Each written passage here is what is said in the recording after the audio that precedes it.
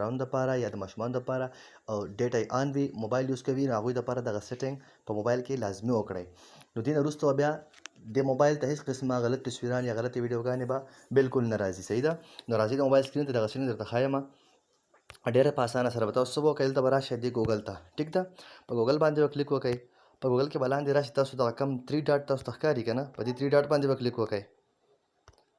په 3 ډاټ مو کلیک وکړو په دې کې به راشئ تاسو د مخامخ چې کوم ښکاري سیټینګ په دې سیټینګ باندې به کلیک وکړئ. سیټینګ باندې مو کلیک وکړو په دې کې به بره په دغه جنرال باندې کلیک وکړئ.